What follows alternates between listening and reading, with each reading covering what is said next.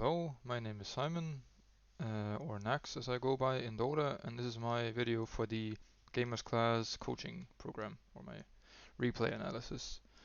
And in this game I'm looking at a replay from a friend who's playing Position 1 Troll Warlord in a like ancient divine-ish game. Um, First thing we could look at is like what hero you choose to pick, depending on what information you have, and I'm gonna assume that traditionally in pubs you pick the position 4 and 5 first, and in this case they picked a Shadow Shaman and a Marana, which is then the information he has to pick his hero on. And I think Troll Warlord is a decent is a decent pick in this scenario because you're a natural BKB carrier. You can get both Blink BKB and you can deal with these supports relatively easy. Um, it's a bit unfortunate though that he's then matched up against the Timbersaw, as that lane matchup is always going to be hard for the Troll after a certain level. So we will see how he deals with this in the replay. Okay, let's start here. First off, we can see the starting items, which is relevant too. And our friend here starts with one set of tangos, a quelling blade, circlet, slippers of agility, and iron branch. I think these items they're decent. I think personally I would have probably opted for another set of tangos, and then I would have done a mango instead of the circlet, and that's simply just because I like having the mana to spam your whirling axes for the range creeps. But this is fine too, as long as you just send out some more regen with the bounty runes. Let's just go back a bit here to see the rune fight. Our troll is not here, and I think that's completely fine. I think they're getting the kill. I was like, he always has to make the decision, do I want to be here with the team or do I want to grab the bounty rune down here? And I think standing in the middle here until you get more information is a fine choice. Now this rune is not taken, but he obviously can't know this, but he goes for it anyways, which is a heads up play. It's a good play. He saw a lot of heroes over here and decided to go for the rune, which was good.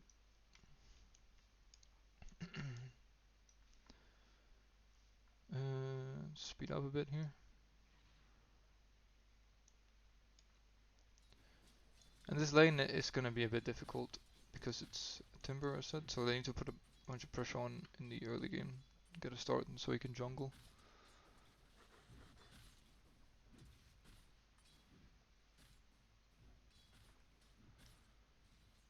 See, there is, if we go back a bit here, it is unfortunate that lane control is lost here because you obviously want to keep the lane as close to your tower as possible so you can farm as safely as possible. And what happens here is that they go to hit the Timbersaw, which then causes the range creep and the melee creep to attack the troll here, while your own creeps are hitting their creeps. So the lane is pushing towards the enemy, which you generally want to avoid in the early stages of the lane because you want to be as close to your own tower as possible. They sort of recover here. Good. This pulling back to the creeps is good. Nice to know. Then you want to use your whirling axis here to secure the range creep. So here, this is a mistake. Instead of going for this creep under the tower here, I would like to see him go for the range creep over here with the whirling axis. He tries to, but he's a bit too late. See now, here comes the laning problem, or the lane problem, and now we see that Radiant here is gonna push, and it could get dangerous for Troll. And now he should be switching to melee to get easier last hits. We should pull up last hits here. Yep. I mean, he's doing fine so far. 6 to 5 versus the 3 to 2 of the Timber, and this is good. Using the level 2 advantage to pressure the enemy here. This is really good.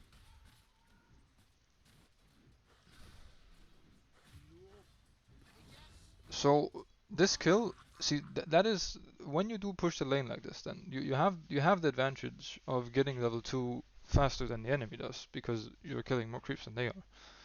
And if you can use this level 2 as they did here to get a kill, it's really good. And they did that, so that's good.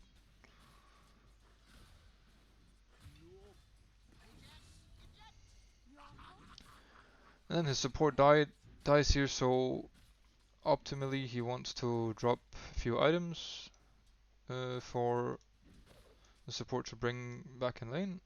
See, he buys boots here and wand, and he puts it on the courier. So this is a bit of a mistake too. It doesn't matter too much, but giving it to the support is does save you some time.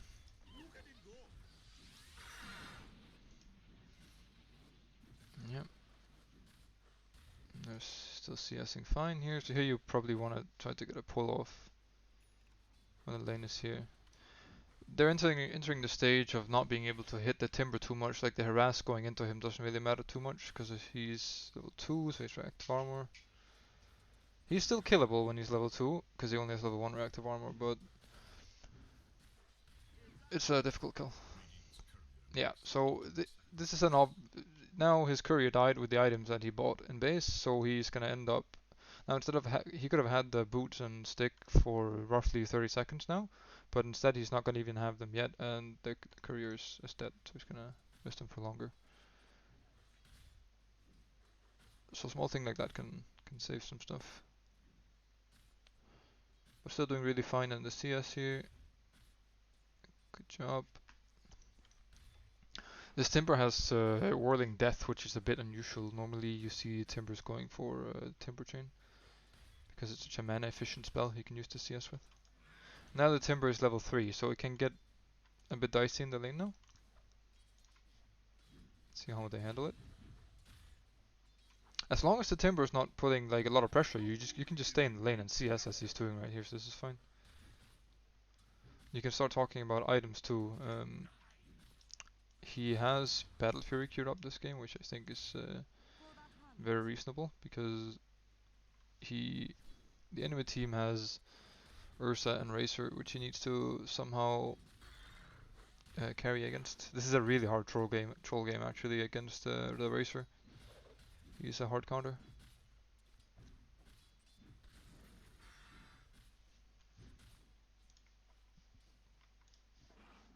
I'm gonna speed up a bit here.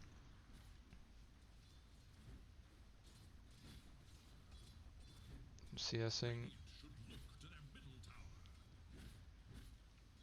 Sometimes you miss CS on the tower, everybody does that. There's not much to say about other than just try to CS more and get the feeling of it. Happens.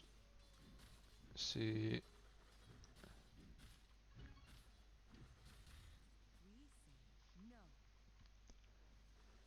I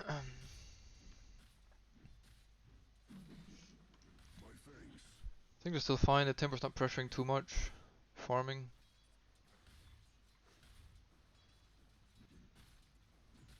And the items are getting sent out again. I think you wanna look at getting your ring of health now. He's going for... Normally... I'll just pause real fast. So I see he's going for a phase boost here. Usually my take on getting the phase boost before the Fury is that if you feel like you can like use them to play aggressively in your lane or like to secure your lane even more, then I feel like phase boots are good. But when you're playing against the Timber HR here, you need to be wary of the fact that okay, when this Timber hits level 5, 6 maybe, then I probably can't stay in the lane. So you're gonna be jungling anyways, right? Or you're gonna be moving top maybe to put pressure here.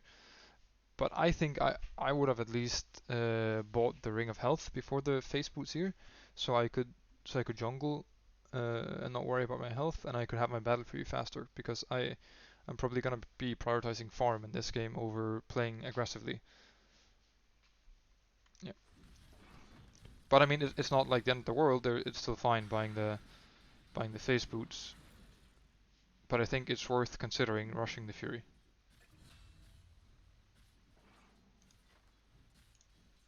Especially since you already have Wraithband and Wand. So it's a lot of items going into build up if you build Face Boots too, so your Fury's gonna be later.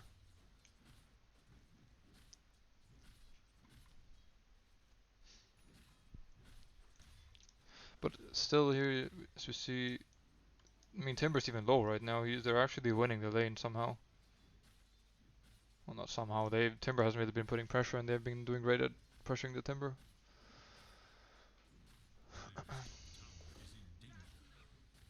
See here, even going for a kill. Yeah, this is really good. I mean,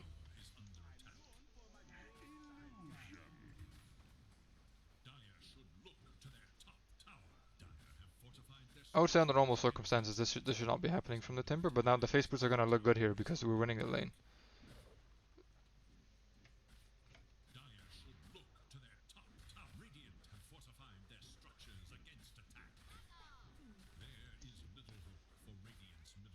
Okay, so the top tower is down over here. See, now they're rotating 3-man down here. Now I want to see the troll TP bottom. Or top, I mean, to farm, and he does that. This is good. We see this camp is warded off, so he can't farm this, which is a bit unfortunate for him. And now, since you have the Face Boots, I want him to buy the Void Stone over the Ring of Health, so he can have mana regions to spam his spells to farm. Let's see if he does that. Now he should occur to him that this is blocked. He buys the Ring of Health. I think this is a mistake, because it said with the Void Stone you can spam your 2 farming abilities a bit more. See, this feels good for the troll because the Ursa can't really lane against him because of the whirling axis. So you don't have to be afraid of the Ursa, but he has to be afraid of you. So this TP up here is really good. He's farming the correct spaces of the map right now. Especially because he sees the Timber down bottom, he sees the Razor mid, and now he sees 2 supports here, so he's 100% sure that he's safe up here. Like him to use his spells. That's a really nice item to get. Then he leaves this because he's feeling he can't farm this right now. I think that's a good move. It's gonna take a long time to kill, and you'll probably be missing these 2 range creeps to kill them. So pushing the wave and then going back for them later is the more efficient choice.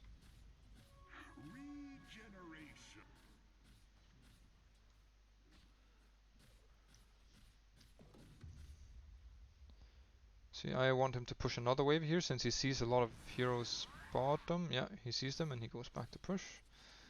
This is good. A lot of when you play carry, a lot like in your early mid game depends on like where you choose to farm, what zones you choose to farm, and right now our troll is playing in the correct zone. And by the way, what enables him to play in this zone is the fact that the top tier 1 tower is dead. So his offlane did a great job of pressuring this tower and killing it. So yes, he can play all this area, all this like top area to himself. He can farm this while everybody's bottom. And he's doing a great job at doing so far. Okay, and now he TPs. Yeah, this is a death that can easily be avoided by retreating. So let's go back a bit here and see what leads up to this kill.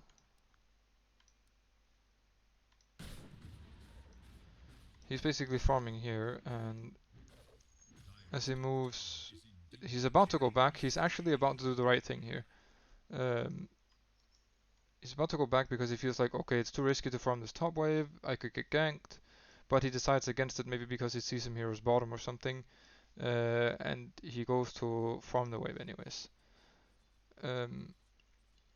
And I think he could actually get away with this if he nukes the wave, runs up and nukes it with the melee, then it might work for him, but I think as his instinct is telling him in the first place to run back, I think he should be trusting his own instinct here and just run back.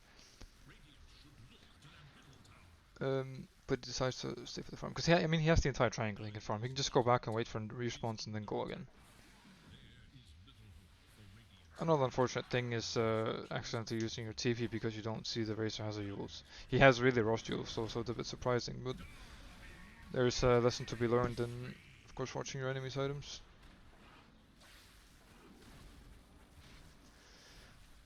So his team is getting a few return kills here, so like overall for the game, it's not too bad getting this death because you get some return kills, but as a position 1, what you want to avoid the most in the early mid game is you want to avoid dying.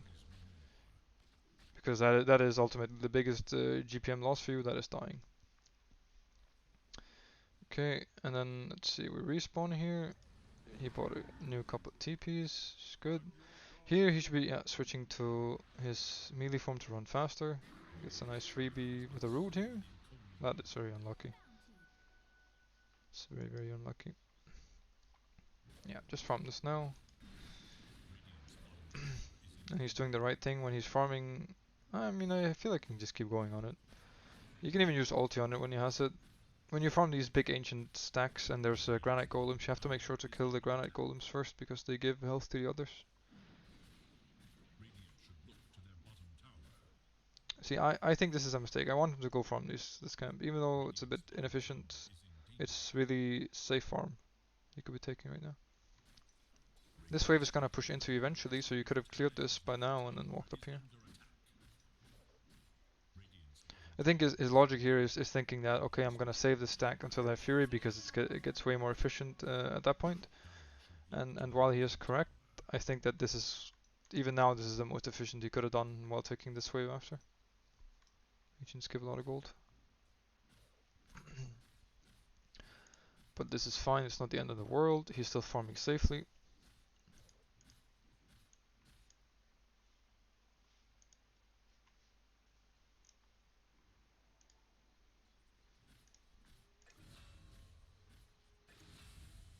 Speed up a bit here.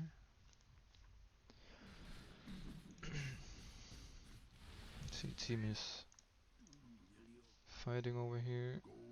And he still realizes I have to farm before I'm a hero, and this is good. And you still, when you farm this area, your job is to keep this top wave as far pushed out as you possibly can without endangering yourself. So this is good. He's up here pushing the wave and then he needs to retreat right now. He's probably gonna die because he chooses to take this wave too. Or, yeah. Okay, TP got broken, quelling out. So this worked out, but under normal circumstances you would probably be dead. So it's a bit of a case of like you need to have like an inner clock that tells you like when you're hitting a creep wave, you're showing up on the enemy map, and if you're in their territory, it's only going to be so long until they come to you. So when you've taken one wave, you've been showing on their map a lot, and that's where you need to tell yourself, okay, they have seen me on top lane for a couple of seconds now, they should be moving towards me. So take the one wave and go back, farm your ancients again. Unless you of course see them fighting bottom, like huge fight and you see 4 or 5 enemies, then you can keep farming the wave. But in this case where you weren't sure where anybody was, then definitely just take the one wave, get out of their vision again. And here we're attacking the wrong ancient, doesn't matter too much again, but it's a bit of efficiency. Told us all about the small efficiencies. And now we see all the enemies, hang on here, all the enemies are playing top. They just took the top tower, the timber is here, farming your camp, the Marana is here. This means you want to play your own jungle again. Unfortunately, get arrowed here. You're fine though. And there's a big team fight here. Enemy's a bit stronger right now. You should just be running away, farm more.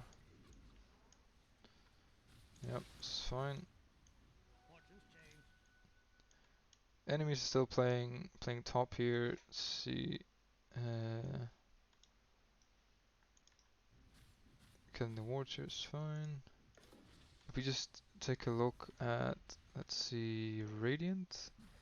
There isn't too much vision right now. They see their own jungle on the top part. Also, this is risky. The Ursa has obviously been hitting the Roche, and they see this. So Radiant goes to look at it too. Find hello Roche.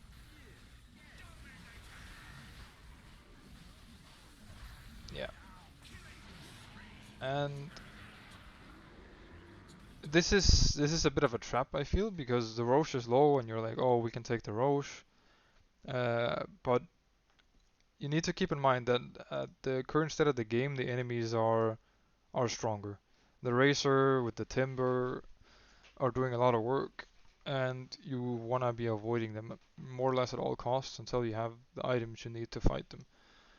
And since you don't have that, you end up in a fight at the Roche pit where everybody dies. And again here, all of the enemy team is playing top-sided, so if our troll just farms the entire bottom here, he will probably have uncontested farm for a couple of minutes while they're roaching. While they get the Roche, it's like, I mean, sure it's nice getting the Roche, but it's not worth it at all. Again, dying on carry is the biggest GPS loss, or GPM loss.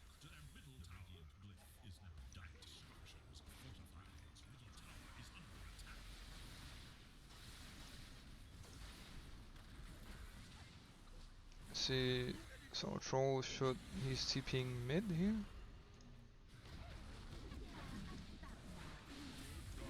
Sure, it works out. The enemies are overstaying their welcome.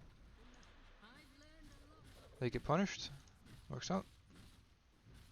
You always have to be careful, like in these in these mid game like fights, because your job as a carry is to farm as fast as possible and get as fat as possible, and you need to choose the right fights to join. So if you end up joining fights where you die, it's really bad for your game. So joining a fight is fine, but you need to join fights that you're sure of you're not gonna die in. Like you need to not die.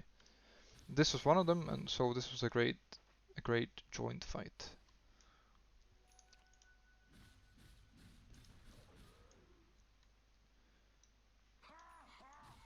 And see, we're seeing the Racer top farming jungle. Maybe we should talk about items here.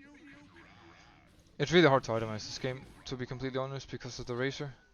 Um, I feel like the um, traditional SNY into BKB here is, and then some Basher is probably fine.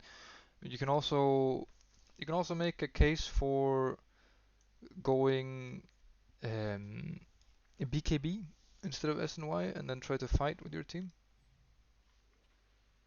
like BKB Basher.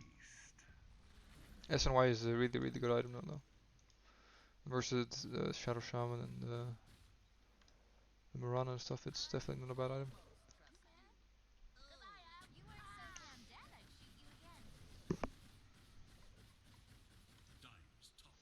It's fine. They still realize that they can't fight them right now, so we're just farming.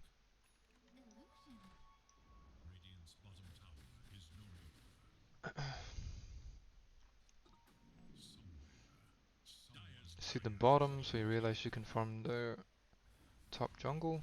It's good. There's SNY going into BKB, which is fine. And here, your instinct should be running away, and it is, so this is good. Pushing the mid wave here. Perfect. Oh, this is a fast Razor.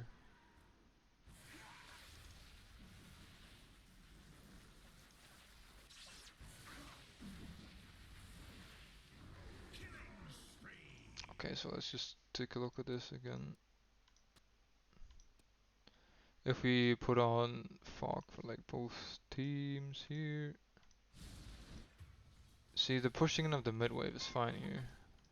This Racer, because he has travels and he has SNY Yules, he's running haste movement speed at all times. So this guy's gonna be all over the map.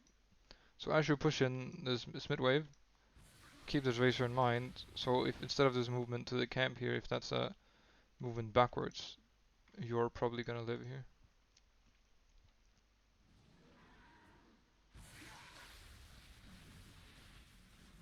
And this is why Racer is such a good hero against Troll. Like he just leashes you and you're not a hero anymore.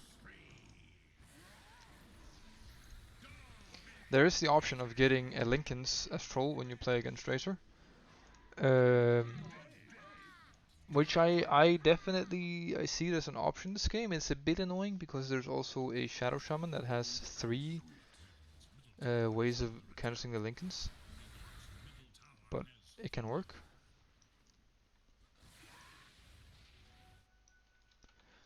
And now let's see. This seems our troll is joining top fight here, which I don't like. Team is probably feeling desperate that they're losing so much map here and they're calling for a fight top because they want to defend, but I think the troll has to realize his own timings here and realize what items he needs, and then tell his team that I need to farm my BKB before we can fight. So it's, yeah, and then he presses ult here. What actually ends up happening is that they win the fight. But I feel like if the Dire plays this slower and like they don't dive, this fight is not gonna end this way. And if the Ursa is there too.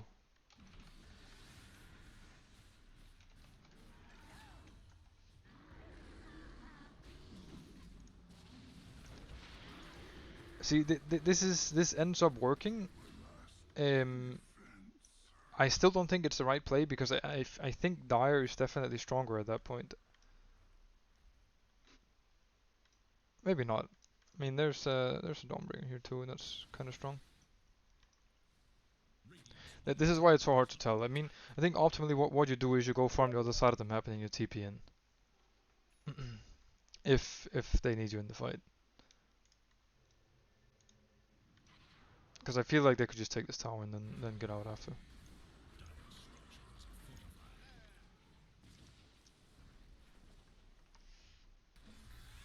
Let's see what they do here.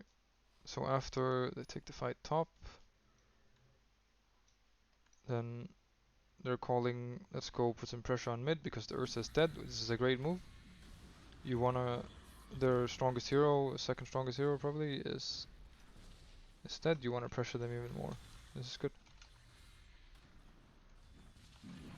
Fine. You get the kit, then you need to be careful now. Don't dive too deep.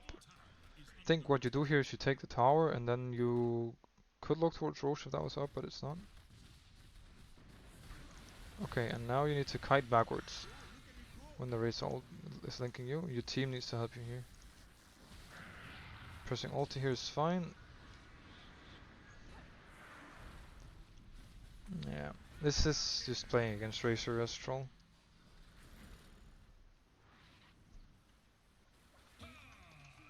This is a fresh BKB from the Razor, so it's really hard for team to peel for him. But the best that can happen here is just running. Yeah.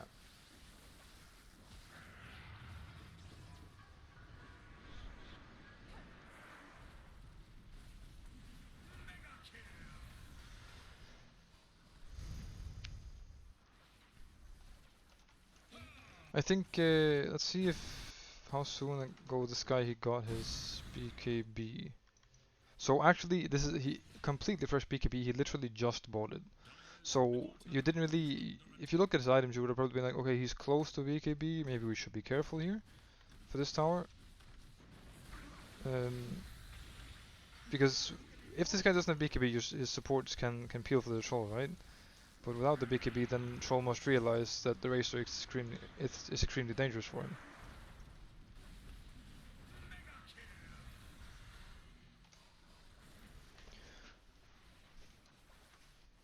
So yeah, if it's a bit more heads up here, then maybe you realize that there is BKB Racer and you back up from the tower.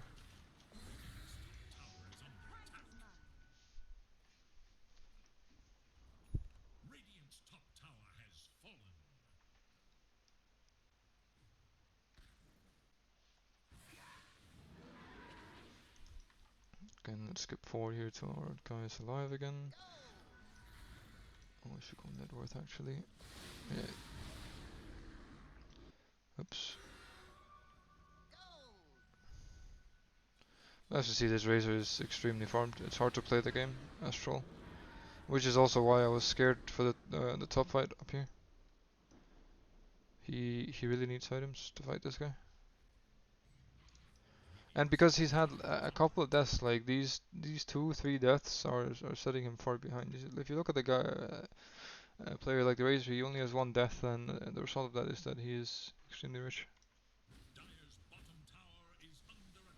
And there's definitely 2 or 3 deaths that could have been avoided as a troll here.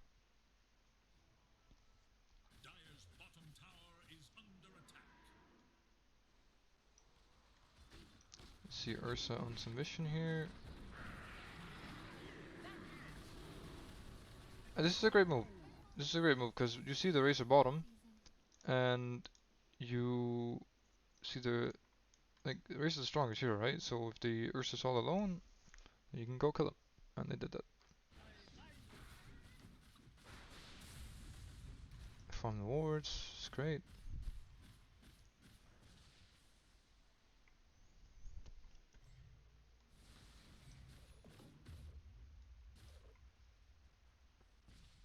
Okay, so we have BKB on the troll now, and the Ursa is dead. You probably, like right now, you definitely want to tell your team, guys, I have BKB flying out, let's go, the Ursa is dead, let's go kill Roche. This is what should be happening right now. Let's see if they do this. Oh, they don't. But I feel like this is definitely a Roche opportunity. Also because Razor's showing bottom now even. It's like, you're not gonna get a better Roche opportunity than this. They are Roshing now. It can still work. I'm a bit worried for it now because there's a spawning.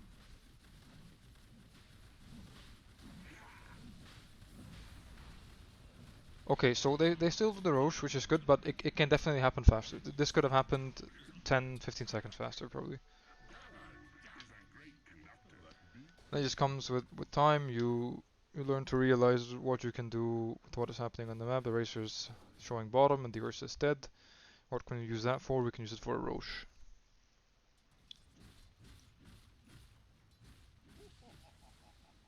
Cheese and Aegis here. I think you probably want to give the cheese to someone else on your team. The Zeus, maybe? Dawnbringer even? Either one. Dawnbreaker? Dawnbreaker. And the Basher here is a good choice too.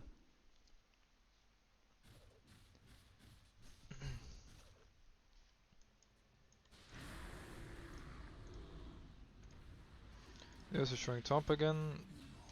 This is really poor positioning by the Ursa, and it is punished. As we see, the Ursa died. See, just these 2 deaths. He dies here alone. He dies top alone.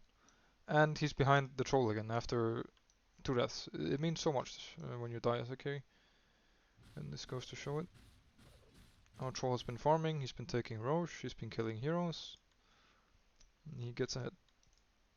So playing safe is important. But also knowing where is safe and where is not safe is important. And now the Ursa is dead, so you obviously want to start a fight here. Yeah, this is great. The link is here. The link is used right now. You have vision of them. You have a Dawnbreaker close.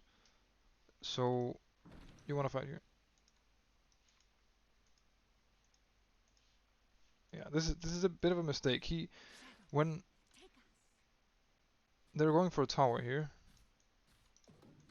which is also one way to start a fight, but I feel like you know where they are on the map. You just saw them here. You probably want to go kill them. Right now, when you're the most farmed hero on your team, you're the guy that's feeling strong. You need to tell your team. You have an Aegis even. You have a cheese. You need to tell your team, guys, I am strong. I have an Aegis. The Ursa is dead. Let's go fight them. Get a smoke. Let's go. So if you're not fighting, you need to at least be pushing their tower. Right now they're pushing because they know they can't fight you. They know that their Ursa is dead, and they just have to dodge. And so either you guys have to force their high ground really hard, or I would have preferred that when you then see the link is used here even, you need to just storm at them. Just run at them. Instead, this is gonna end up in the enemy team getting out for free. They're even gonna take half your bottom tower. You'll get no pressure on the mid tower. And they're just back alive. So it's again like realizing what you can do with the current situation on the map, and with what heroes are alive and dead.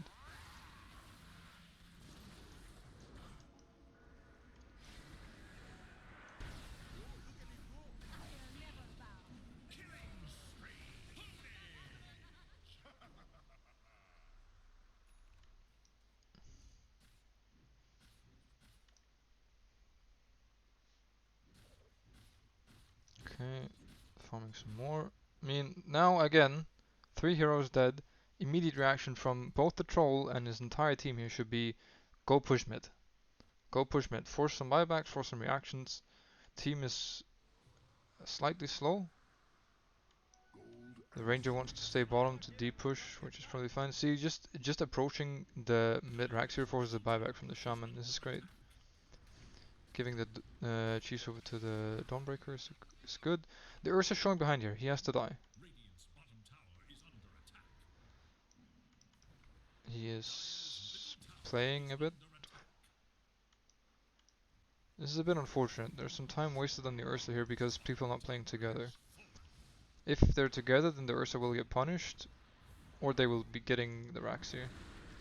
Okay, okay, hang on here, hang on here. So what happens here is, as we see the Ursa's running out, he's playing with them. The Razor's pushing bottom with an Aghanim, so he's obviously gonna do a lot of damage. And your Dawnbreaker's being gone on mid, and the Troll is TPing out. This is a bad situation, because they have vision of the TP. They see you bottom right now, I believe. The Dire. Let's see. Do they see him? I feel like I see him on this creep.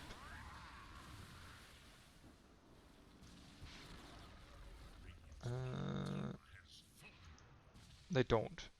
They don't actually see him.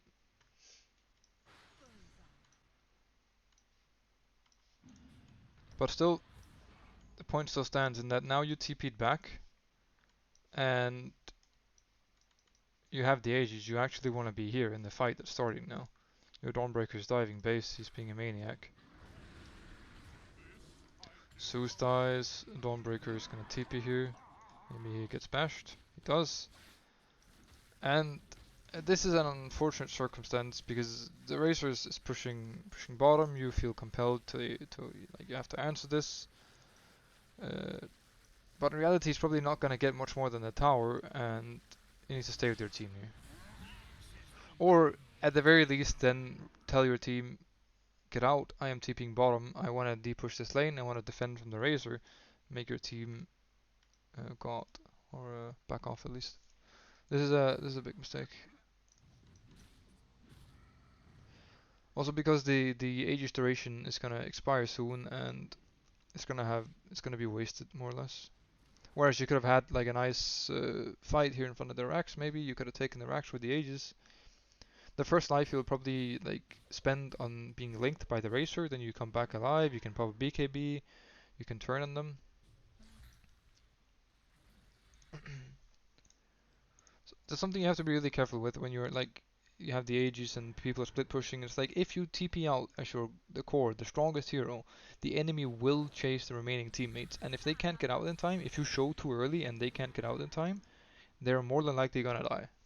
So TPing away from pushes like that is when your team is in like still in enemy territory is really scary. Now Aegis just expired. See this is what I'm talking about.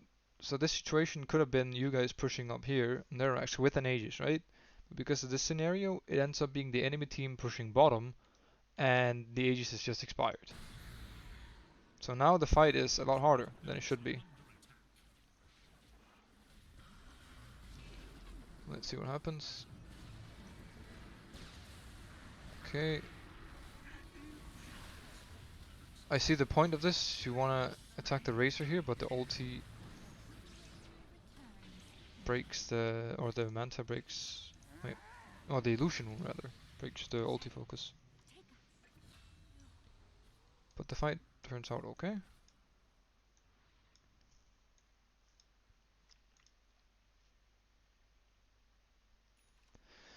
I think as a troll here, after you get your Abyssal, I would probably even do it now. I'd get a blink for finishing Abyssal, so you can jump the Shadow Summon.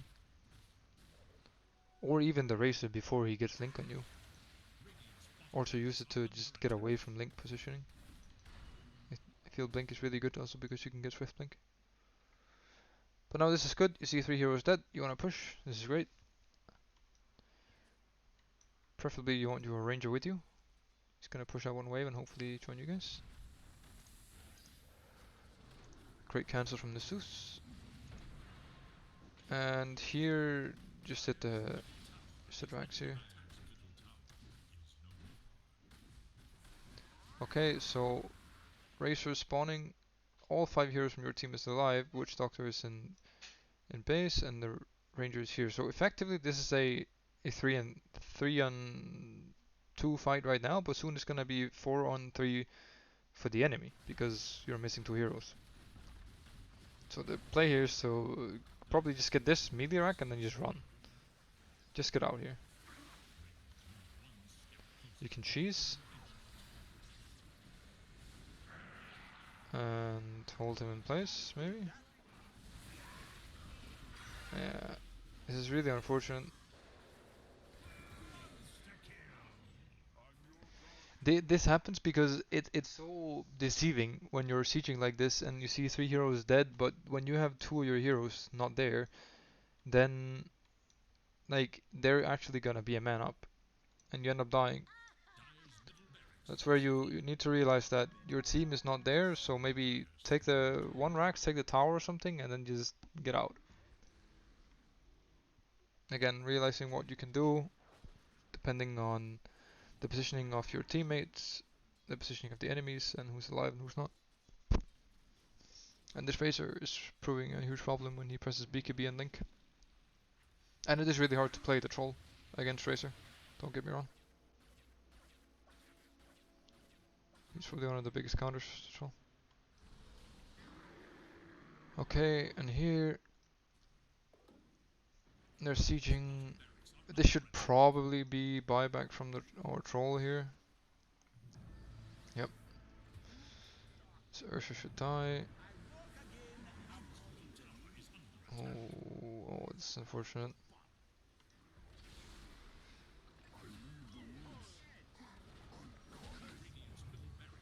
Let's see. So they go after the Ursa. He luckily dies to the Maledict. BKB is popped here. This BKB is a bit weird because he just used his abilities, right? He just used his abilities on the Troll here. And you see the rest of the team is mid. They're hitting the tower. So this BKB doesn't really do anything. They end up just pressing it and then walking back. And this guy is no longer a threat because he just used all his abilities on you. So maybe a bit more BKB discipline, not being too trigger happy with it. But the Ursa is dead, and they are not gonna push anymore. This is maybe also where you want to consider, can we fight this? But again, this Racer is basically gonna take the Troll out of the game, the Dawnbreaker is not up. So it's hard, it's really hard to fight into these guys.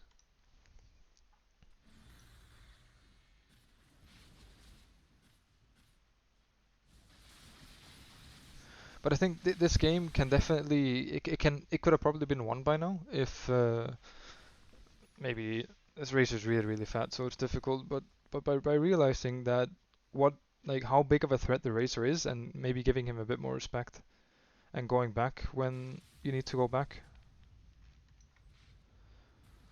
or trying to tell your supports or your teammates that hey, we need to push together. You need to help me peel this Racer off me because he's ruining my game. He's making it impossible for me to play. And here I do not like this. I don't like the Morbid Mask satanic route. Either finish the Abyssal or get that blink. The blink is so good.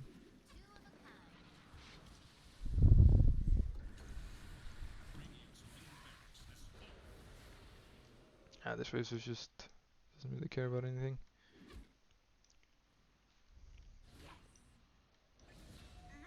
Okay, so he's dead. Here again.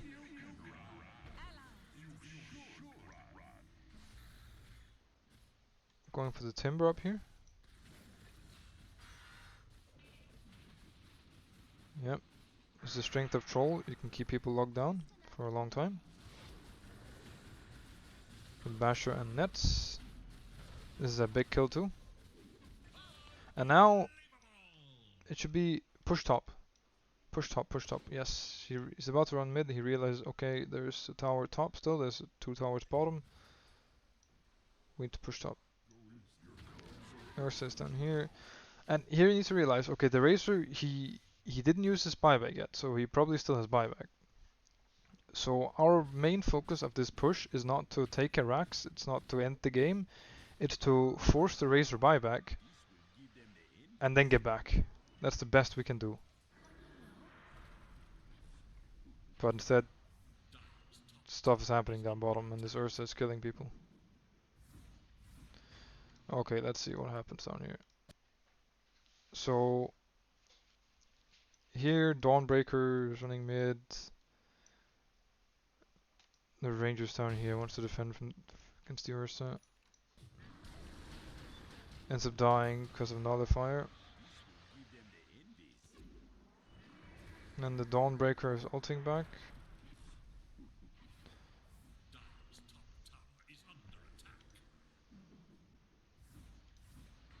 And okay, so okay, end up finding him.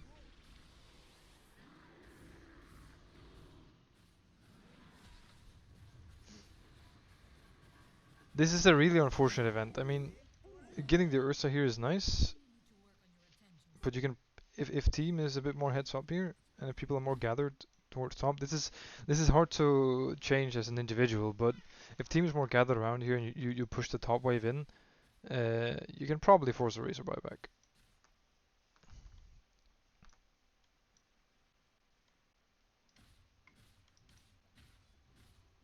It's hard in this situation though.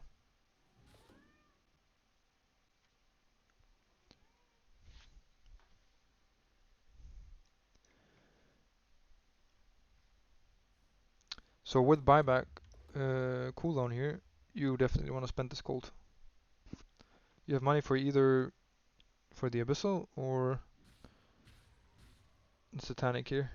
I still don't agree with the Satanic choice, but yeah, this is good. The Ursa is dead. What can we do on the map? We can take a Roche. There's still a Razor. Timber's here.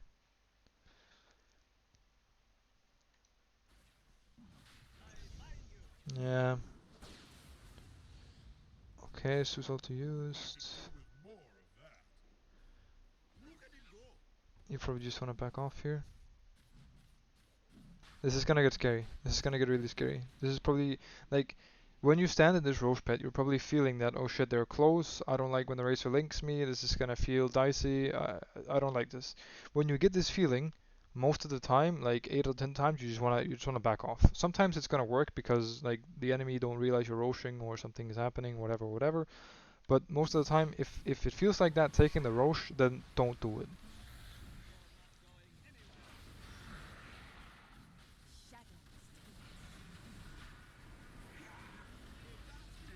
But yeah, goes down on troll here. Wait on the Dawnbreaker, I mean. Yeah, this is unfortunate.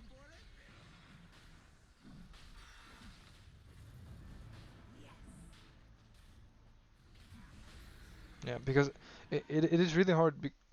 This Razor Troll matchup is all about positioning, and you want to like see, can you make the Razor use the link on someone else, and then you can go in after or something. But when you're roshing like this, and like the Razor knows exactly where you are, he can go and he can cue the pit, he can just start draining you. It's really hard for the Troll to get away or do anything. And this has to feel bad to take this Rosh because they know that you're in there, they're around, they're casting spells in there. So I think in this case you just after they've been there the first time, just get the hell out.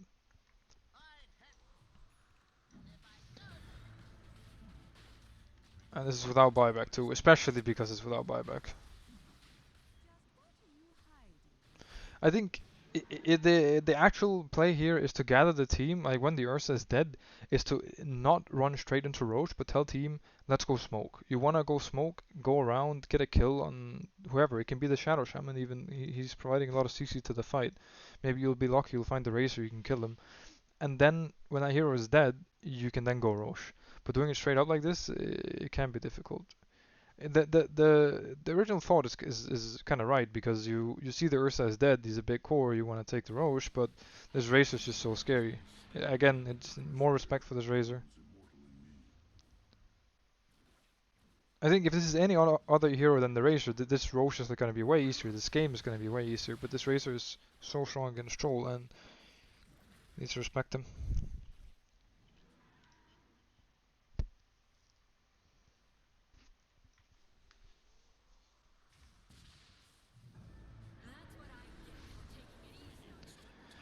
And here I think the game is just more or less over. Our Troll is dead for 60 seconds. And yeah, the game just ends here, I believe. Yeah, it does.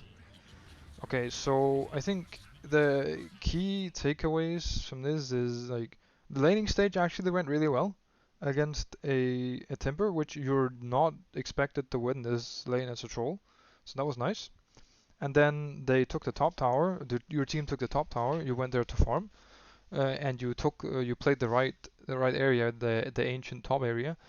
And then some of the mistakes are in getting too overconfident, like thinking, oh, I can go farm this wave, when maybe you should have backed off. And you even know this. We see it on your movement here. You're about to back off, and then you go back in. So you have the right idea at first, but something is telling you can go farm this wave. In these cases, just go back, farm safe. You're not gonna die, and it's gonna be all fine. As long as like the wave is here, you don't need to push it much more. It's all good. So that's one weakness in being a bit too overconfident with farming spots. The general zones of your farming was good, like you were playing in the right zones, but sometimes a bit too overconfident. And then another thing is checking the items of the heroes. That was up here again where you you tried the TP, but haven't checked that Razor has a Yules yet. It's a good habit to start checking items. And then also in the mid fight here, where it looks like we can take this fight, but it's kind of deceiving because this Razor has just gotten his BKB, um, and he just runs you down, which is unfortunate. Then it's just this game is just trying to show some more respect to the Razor. I would I would probably be buying a blink on the troll to try to like out position the Razor, so maybe when he links me, I can just instantly blink or something along those lines. Um, but yeah,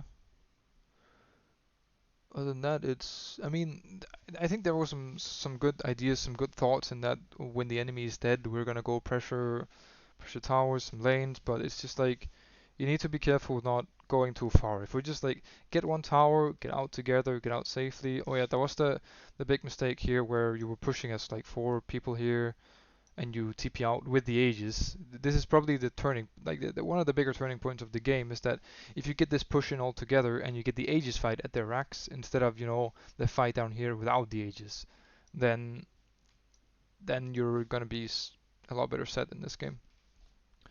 So yeah, that's about it what I have for this game, I think. Thanks for listening, and if there's any questions, response, anything, let me know. Bye bye.